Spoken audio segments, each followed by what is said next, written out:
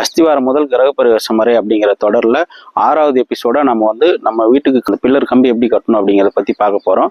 இப்போ நம்ம ஏற்கனவே 2-3 வீடியோவில் சொல்லியிருக்கோம். இப்போ நம்ம கம்பி கட்டுறது பார்த்தீங்கன்னா ஸ்ட்ரக்சர் டிசைன் பண்ணி தான் பண்ணணும். அந்த ஸ்ட்ரக்சரல் டிராயிங் படி கம்பி கட்டிருக்கா அப்படிங்கிறது செக் பண்ணணும். இப்போ ஸ்ட்ரக்சர் டிசைனில் பார்த்தீங்கன்னா நமக்கு இந்த சைட்டில் மொத்தம் 17 காலம் இருக்குது. C1ல் 12, C2ல் 5.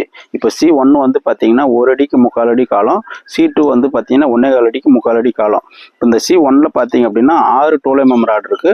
C2ல பாத்தீங்கன்னா 4 16 mm கம்பி, 2 12 mm கம்பி போட்டிருக்கணும். அதே மாதிரி பாத்தீங்கன்னா 8 mmல ரிங்ஸ் 6 இன்ச்சுக்கு ஒன்று இருக்கணும். இப்போ இது பாத்தீங்கன்னா இந்த ரிங்கோட இதுமே பாத்தீங்கன்னா இந்த 1.25 அடி காலத்துல ஒரு ஃபுல் ரிங் இருக்கும். அதே மாதிரி பாத்தீங்கன்னா நடுவில் அந்த 2 ராடு மட்டும் கனெக்ட் பண்ணி ஒரு ஊக்கு இருக்கும். இந்த மாதிரி டிராயிங்லயும் மென்ஷன் பண்ணியிருப்பாங்க. இதை கண்டிப்பா ஃபாலோ பண்ணணும். இப்போ ஃபர்ஸ்ட் பாத்தீங்க அப்படின்னா இந்த காலம் கட்டும்போது இந்த ராடு பாத்தீங்கன்னா இந்த எல் அடிக்கிறது டோட்டலா 1.25 அடி இருக்கணும் மினிமம்.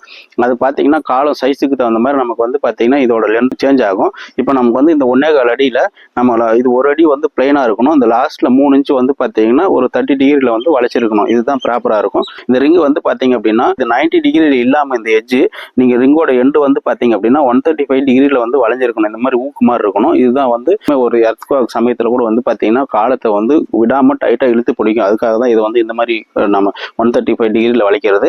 அதுக்கு அடுத்து பார்த்தீங்கன்னா நம்ம இந்த ரிங்ஸை யூஸ் பண்ணி கட்டும்போது இப்போ இந்த ரிங்கோட இந்த இது பார்த்தீங்க அப்படின்னா இங்கே இருக்கு.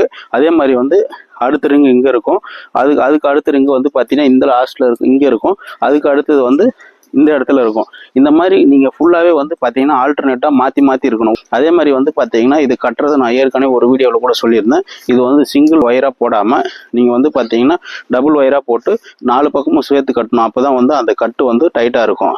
அடுத்து பார்த்தீங்கன்னா காலம் சைஸ் இப்போ எப்படின்னா இப்போ நமக்கு 1.25க்கு 3/4 அப்படின்னு சொன்னால் இது நீங்கள் இந்த அவுட்டரில் அளக்கும்போது 15 இன்ச்சு ஆக்சுவலி 1.25 அப்படி அடிங்கிறது.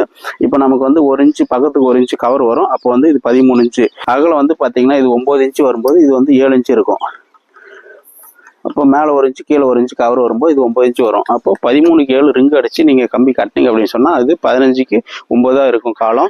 நம்ம ஸ்ட்ரக்சர் டிசைன் என்ன கொடுத்துருக்காங்களோ சம்டைம்ஸ் 5 இன்ச்சு இருக்கலாம், 4 இன்ச்சு இருக்கலாம். அது காலத்தோட சைஸை பொறுத்தும் லோடு பொறுத்தும் அதோட ஸ்பேசிங் மாறும். அது கரெக்டாக அப்படிங்கிறத செக் பண்ணிக்கணும். அதே மாதிரி இந்த பில்லரில் நம்ம இன்னொரு முக்கியமான விஷயத்தை என்ன கவனிக்கணும் அப்படின்னு பார்த்தீங்கன்னா இந்த ராடு எல்லாமே ஒரே லென்த்தாக இல்லாமல் ஆல்டர்னேட்டாக இருக்கணும். இப்போ மொத்தம் 6 கம்பி இருக்குது. 6 கம்பியில் பார்த்தீங்கன்னா 3 கம்பி ஒரு அளவும் இன்னொரு 3 கம்பி இந்த அளவுலயே இருக்கு. இப்போ இந்த மாதிரி ஆல்டர்னேட்டா வைக்கும் போது தான் உங்களுக்கு லேப் ஆல்டர்னேட் லேப் வரும்.